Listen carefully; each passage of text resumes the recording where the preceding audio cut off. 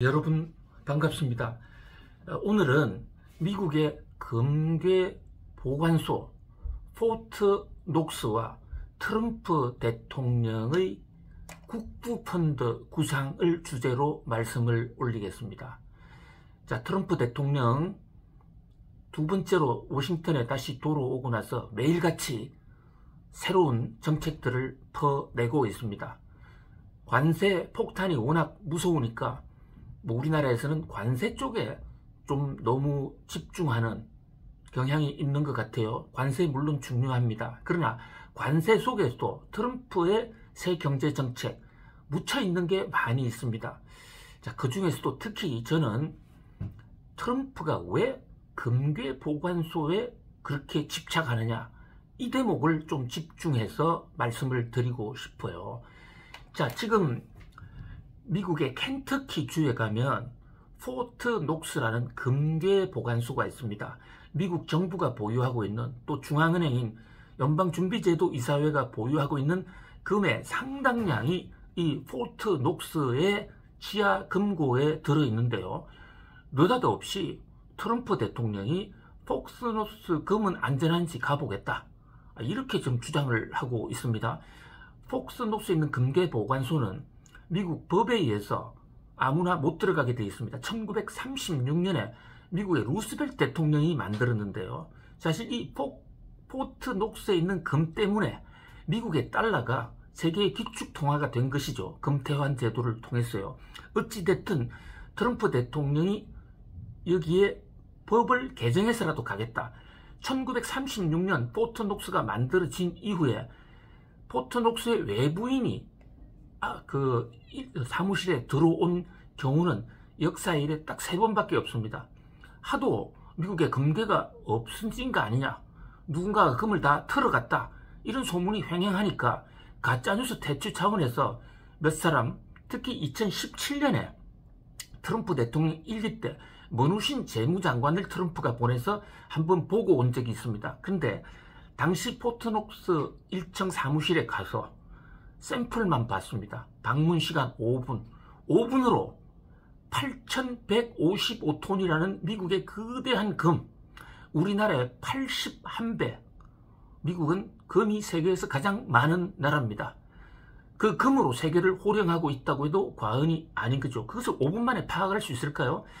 자, 1936년 포트 녹스가 만들어진 이후에 들어가 본 사람은 정말 손에 꼽을 정도, 그것도 잠깐 들어갔단 말이죠. 근데 이번에 트럼프 대통령은 법을 바꿔서 지하에 들어가서 금이 실제로 장부상에 있는 양만큼 있는지 정밀 조사하겠다. 트럼프 대통령뿐만이 아닙니다. 지금 테슬라의 일론 머스크도 연일 폭스노스를 털어라, 폭스노스의 비밀을 파헤쳐라, 연일 주장을 하고 있거든요. 자, 그러면 트럼프 대통령과 이 일론 머스크는 도대체 무슨 이유로 이 포트 녹스의 금을 찾는가? 금이 보고 싶어서? 트럼프 대통령은요, 집에 골드바가 굉장히 많아요. 원래요, 부동산 임대 사업을 하고 또 매매 사업을 할 때 자신의 임대 담보금을 돈으로 안 받고 골드바로 받는 것으로 유명한 금사랑이 아주 각별했던 분이죠. 집에 그렇게 금이 많은데 굳이 포트 녹스까지 갈 필요가 있을까? 자, 여기는 웅대한 구상이 있는 것입니다. 트럼프 대통령 좀 무대뽀 같은 성향이 높지만 그래도 큰 그림은 그리고 있다. 그러면서 트럼프의 큰 그림을 한번 파악해 볼 수가 있는데요. 최근에 트럼프 대통령이 제65호 행정명령을 통해서 국부펀드를 만들어라 라는 지시를 내린 적이 있습니다. 자, 행정명령이라는 것은 국회 법도 필요 없는 긴급사항에 때리는 것인데, 머누신 후임자인 지금 베센트 미국 재무장관한테 미국도 국부펀드를 만들어라 라고 주장을 한 겁니다. 자, 국부펀드 하면 우리 산유국들이 무슨 생각이 나죠? 사우디 국부펀드, UAE, 아부다비 국부펀드, 수기로 번 돈 가지고 그 사람들이 주식도 사고 달러도 사고 국가적인 차원에서 투자를 해서 큰 돈으로 투자를 하면 아무래도 큰 손이니까 유리하죠. 정보 얻기도. 또 자신이 직접 시세를 조정할 수도 있습니다. 그래서 국부펀드가 돈을 많이 벌었고 나라 살림에 사우디 같은 데는 그 돈으로 국민들에게 나눠주고 있기도 합니다. 아시아에서는 싱가포르 국부펀드가 상당히 유명하죠. 여기는 주로 주식 채권을 많이 사서 돈을 벌고요. 세계에서 가장 국부펀드가 큰 데는 노르웨이 국부펀드입니다. PIF라는 것인데 이 PIF 국부펀드는 노르웨이에 북해산 원유가 터지면서 그 원유 남는 돈으로 국부펀드에서 투자를 해서 돈을 벌고 있고요. 뭐 우리나라에도 이 국부펀드가 들어오면 그 회사의 주가가 오르는 그런 지경이죠. 이 노르웨이 국부펀드 같은 경우는 거기서 벌어들인 그 돈으로 국민들이 낼 세금을 대신 내주고 있기도 합니다. 그런 마이다스의 손이라고 하는 국부펀드를 미국이 만든다? 자, 미국은 근본적으로 시장경제 모든 것을 국민들에게 맡기는 기업과 경제 주체들에게 맡기는 그런 나라입니다. 그런데 국부펀드라는 것은 나라가 관리하는 거지 않습니까? 미국에서는 조금 맞지 않은 그런 스타일이에요. 산유국에서나 있음직한 그런 펀드인데 지금 트럼프가 만들기로 한 국부펀드의 규모가 무려 2조 달러입니다. 2조 달러라는 금액은요. 지금 현재 세계 1위인 노르웨이 국부펀드도 5천억 달러 이상이 많은 겁니다. 그러면 이 펀드를 만들자 말자 세계 1위의 국부펀드가 되는 것이죠. 세계 시장을 쥐락펴락할 수 있는 것입니다. 뉴욕 증시, 비트코인 이런 것도 이제 미국 대통령 마음에 따라서 왔다리 갔다리 할 수가 있다. 이렇게 볼 수가 있는 것이죠. 그런데 펀드를 만들려면 돈이 있어야 되지 않습니까? 국부펀드를 국민들한테 투자하세요 해서 만들 수는 없는 거 아닙니까? 그렇다면 주식회사 형태가 되니까. 자, 바로 이 국부펀드 만들 재원으로 포트녹스를 의식하고 있다. 이런 전문가 저널 연구보고서가 잇따라 나오고 있습니다. 자, 이 한국 투자자들이 좀 간과하고 있는 대목인데요. 포트녹스에 들어가 있는 금 있지 않습니까? 그 금의 장부 가격이 어떻게 되어 있느냐? 현재 모두 동일하게 1온스당 42.22달러로 되어 있어요. 우리도 원래 기업에서도 회계 처리를 할 때 부동산을 산다 또는 금을 산다 할 때 그것을 매 분기마다 재평가를 하지는 않지 않습니까? 왜냐하면 이게 가격이 오를 수도 있고 떨어질 수도 있고 금의 경우에는 그동안의 역사를 보면 떨어진 경우도 많았고 오른 경우도 많았으니까 그냥 매입한 가격으로 장부가를 그대로 유지하는 경우가 많은데 미국의 포트녹스에 있는 금의 평균 매입 단가가 42.22달러인 것입니다. 1944년에 미국이 IMF를 발족할 때 그때 이제 미국 달러를 기축통화로 하지 않았습니까? 그때 금 태환 제도를 도입을 하면서 온스당 금을 35달러, 1온스 이꼬로 35달러에 주겠다 했거든요. 그러니까 당시 1944년부터 1971년까지 국제 금 시세는 1온스당 35달러였습니다. 그것보다 조금 높은 수준이니까 뭐 충분히 미국의 금괴보관소 포트녹스가 금의 매입 가격을 42.22로 해놓고 있는 것은 어느 면에서 뭐 일견 일리가 있다 이렇게 볼 수가 있겠죠. 자, 그런데 이게 트럼프의 국부펀드와 무슨 연관이 있느냐? 여러분, 지금 국제 금융시장에서 금값이 온스당 3,000달러를 호가하고 있습니다. 그런데 지금 포트녹스에 있는 금은 42달러란 말이에요. 그럼 이것을 만약에 가격 재평가, 장부상 가격 재평가를 하면 3,000달러를 받는다? 그렇게 되면 아무런 조치를 하지 않아도 자산 재평가한 것만으로도 미국의 금의 보유량, 온스나 톤으로 하면 여전히 8,155톤이지만 그 금액은 약 800조 정도로 늘어나게 돼요. 800조란 돈이 장부상 생기는 것이죠.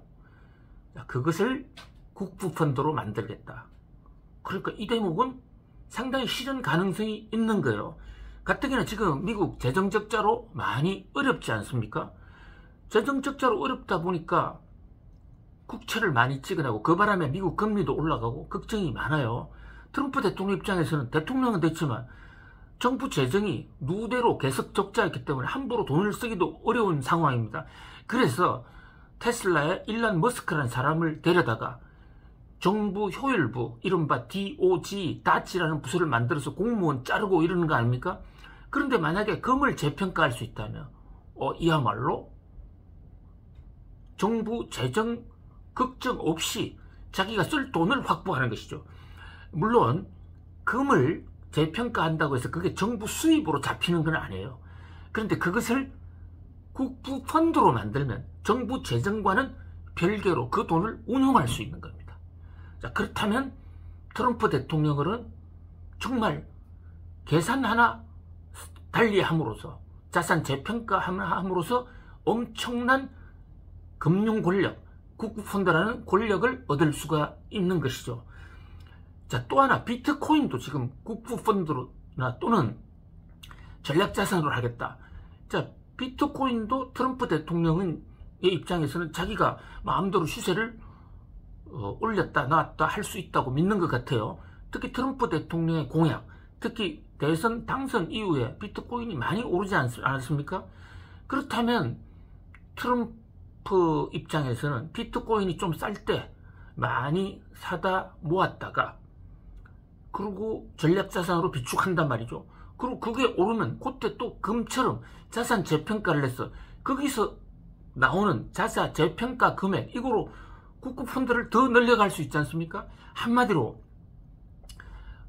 포트 녹스의 금을 이용해서 트럼프가 꾸려가는 이 국부펀드가 재정적자에 걱정 없이 세계의 큰 손으로 세계 금융시장을 좌지우지하겠다는 이런 웅장한 꿈이 담겨 있는 것입니다.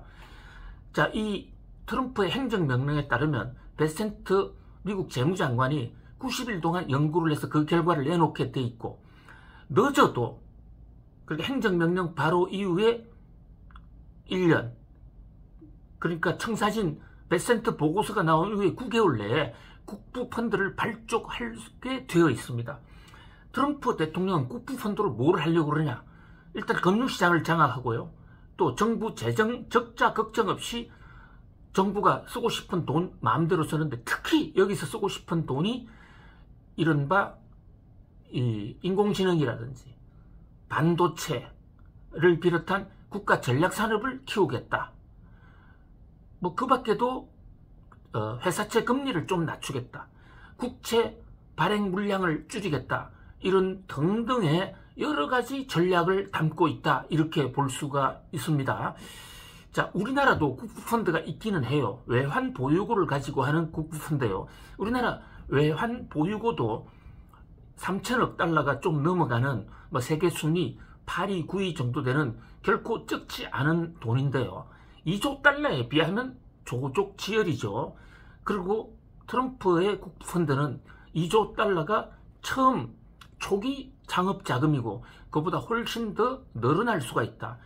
따라서 그동안에는 뉴욕 증시에 투자를 하거나 또 코스피에 투자를 하건 또는 기업을 하건 전 세계적으로 경제 활동을 하는 사람들 입장에서는 시장 상황을 주로 많이 파악을 했습니다. 수요, 공급, 어떤 기업이 어떤 전략 투자를 하냐. 그런데 만약에 트럼프의 2조 달러 또는 그 이상의 국부펀드가 나온다면 이제는 시장 상황 못지않게 트럼프의 속내, 트럼프가 국부펀드를 통해서 무슨 종목을 사고 무슨 종목을 파는가 이 대목도 챙겨봐야 되는 굉장히 중요한 국부펀드 전성시대가 올 수도 있다. 그런 면에서 트럼프 대통령의 이 포트녹스 금괴보관소 정밀조사 지시, 이것은 건넌산의 불이 아니다. 바로 우리의 현안이고 세계의 경제 판도를 바꿀 수도 있는 중대 변수다. 이렇게 볼 수 있습니다. 자, 오늘도 감사합니다.